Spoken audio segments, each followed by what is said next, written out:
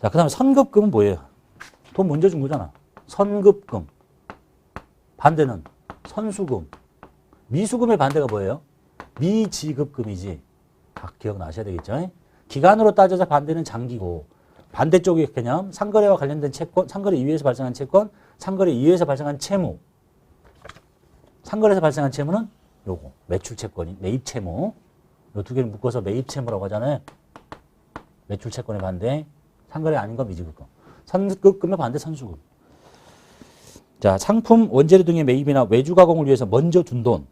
이는 상품이나 원재료 등의 재고 자산의 확실한 구입을 위해서 선지급하거나 제품의 부분품의 외주 가공을 위해서 선지급한 계약금 정차 뭐가 돌아올 거냐면 재고 자산이 돌아옵니다. 자, 우리 시험에서는 이걸 구분을 지어야 되는데 구분을 안 짓고 있어요. 자, 선급금은요.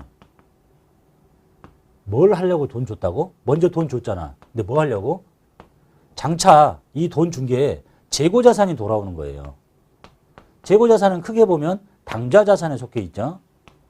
그러니까 당좌 자산에 속해 있는 재고 자산을 당좌 자산이 아니지.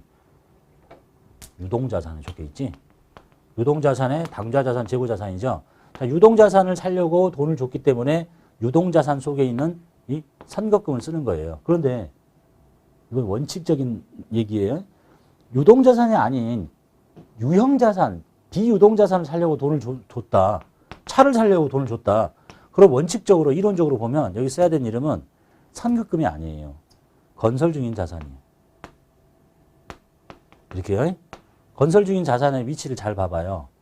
유동 자산, 비유동 자산의 투자, 유형, 무형이잖아요. 여기가 당좌, 재고잖아요. 들어만 보시면 돼요. 내가 지금 요 재고 자산을 살려고 돈을 먼저 줬는데 회계인 연도가 딱 잘려버려요. 잘리면 이렇게 회계 처리하고 멈춰 있잖아. 그럼 이 돈이 어디 가 있어요? 여기 가 있잖아. 같은 위치에 가 있죠. 그런데 내가 유형 자산을 살려고 돈을 먼저 줬어요.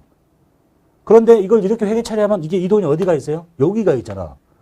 그러니까 논리적으로 안 맞아요. 그때 쓰는 이름이 여기에 들어있는 건설 중인 자산을 쓰면 결국은 유동 자산을 비유동 자산을 사기 위해서 투자했던 이 돈이 12월 말에 잘리면 그 돈이 여기가 있으면 좋겠어? 여기가 있어야지. 그래서 원칙적으로는 차량을 사기 위해서 그다음에 뭐 비품을 사기 위해서 돈을 먼저 계약금을 주면 선급금을 쓰면 안 되는데 우리 시험에서는 선급금을 써요. 예? 그냥 쓰세요, 여러분도. 왜 그러냐면 이건 이제 결론은 원칙은 그렇지만 결국은 이거거든요. 보고기간 종료일 현재 지금 저게 이 거래가 걸릴 거냐 말 거냐의 차이예요. 근데 보통 실무상 관행이죠, 이제. 차를 사는데 뭐 2년 있다가 차가 뭐 2년간 돈을 나눠서 줘가지고 차가 만들어져도 온다 그러면 항상 걸릴 거니까 건설 중인 자산을 써야 되겠지만 차 산다고 계약금 주면 바로 일주일 안에 돌아오잖아요. 기간이 얼마 안 되잖아. 금방 들어오잖아. 근데 뭐 어렵게 이런 이름을 쓰냐. 원칙은 이건데. 원칙은 이걸 써야 되는데 실무 관행상 그냥 선급금 써. 이렇게. 예? 그러고 있다. 그래서 이 이름은 언제만 쓰는 거예요? 자산을 취득하는데 기간이 좀 길었을 때. 예? 장기간에 건설공사를 한다거나 이럴 때만 쓰고 원칙에서 벗어난다는 얘기고 시험에서는 그냥 방금 내가 한 얘기 못 들었다. 이제 이런 질문을 하시기 때문에 그래요. 우리 대학 교수님이 이렇게 안 가르치던데요. 응? 그게 맞아요, 원칙은. 근데 시험은 그렇게 안 하고 있으니까. 그리고 방금 말씀드렸죠. 관행상 그렇게 하고 있더라. 왜냐하면 돈 주고 금방 들어오니까. 그냥 선급금 써라. 시험에서는 그렇게 합니다. 그 다음에 선급 비용 있죠. 선급 비용이 자산이냐 부채냐. 비슷한 이름은 뭐야? 선급금. 돈 먼저 준 거잖아. 예? 자산이죠. 미리 지급된 비용 중에서 1년 이내에 비용으로 되는 거. 대표적인 게 뭐 보험료. 보험 혜택을 이렇게 받는다.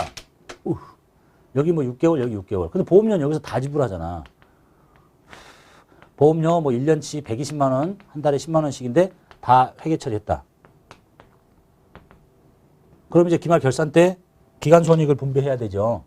자, 보험료는 다 모두 비용 처리했는데 보험 혜택을 이만큼 또 받잖아요, 뒤에서. 여기는 6개월밖에 안 받고. 그러니까 여기 현재 시점에 기간 미경과분 내년에 혜택받을 보험료를 취소시켜요. 그리고 보험회사한테 다시 돈 달라고 할 수 있어? 못 주지, 안 주지. 먼저 줬잖아, 돈을. 선급금의 성질을 갖는 건요. 선급 비용이라고 처리한다는 거. 그 다음에 가지급금. 가지급금. 가지급금의 뜻이 뭐야? 현금 등의 지출은 있었는데 돈 나갔어. 그런데 계정 과목과 금액을 아직 모르겠다. 지금 당장. 그러면 현금하고 가지급금 처리해요. 그리고 나서 그것의 원인이 밝혀지면 가지급금 빼고 해당 비용으로 갈아 끼우는 거. 반대가 뭐죠? 가수금. 이렇게. 이건 이제 회계학상의 이름이고, 이 세법에서는 이 가지급금이 굉장히 중요해요. 그래서 실무상은 언제 많이 쓰냐면 대표이사가 개인적으로 돈을 가져간다. 사장님이 돈 달래. 현금. 예? 가지급금. 이렇게. 법인 회사가 자기가 대주주라고 해서 회사 돈 마음대로 가져가면 안 돼요. 이때 가지급금으로 처리하고요. 세법에서는 이런 것들을 날짜를 계산합니다. 이제부터. 돈 가져간 날짜가 2월 1일이냐?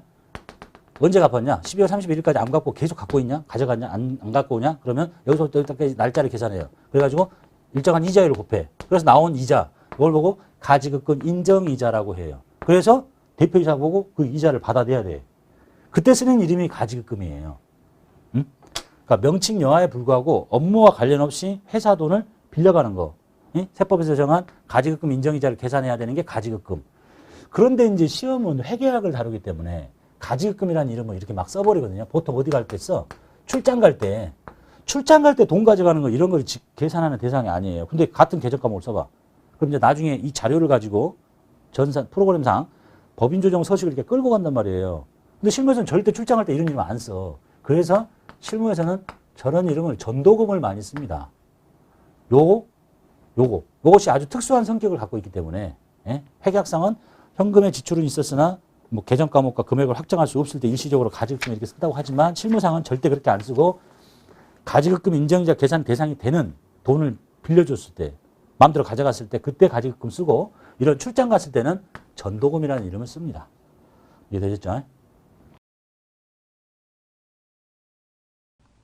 7일자 무사산업으로부터 원재료 3천만 원을 구입하기로 계약을 맺고 계약금 10%를 현금으로 줍니다. 출금전표 써도 되겠지만 그냥 더 쉽게 현금 3천원 10% 차변에 선급금 거래처 걸고 8번 대우물산으로부터 원재료를 구입합니다.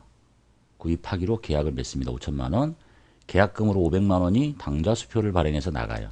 대변에 당좌예금의 감소 500 먼저 준 거 선급금 거래처 걸고 9일자 부산으로 출장 갔던 영업 판매사원 서인규가 귀사해서 3월 5일에 가지급금으로 처리했던 출장비 10만원을 정산합니다. 그리고 부족분을 추가로 줍니다. 3월 5일에 돈 줬을 때 가지급금 처리했다는 얘기를 하고 있는 거죠. 가지급금을 없애고 그때 거래처가 있었는지 없었는지는 실제 시험이라면 3월 5일에 전표를 찾아봅니다. 그래서 걸려있으면 같이 거는 건데 여기 있나 봤더니 서인규 자체가 없죠. 그러면 입력할 수가 없겠죠.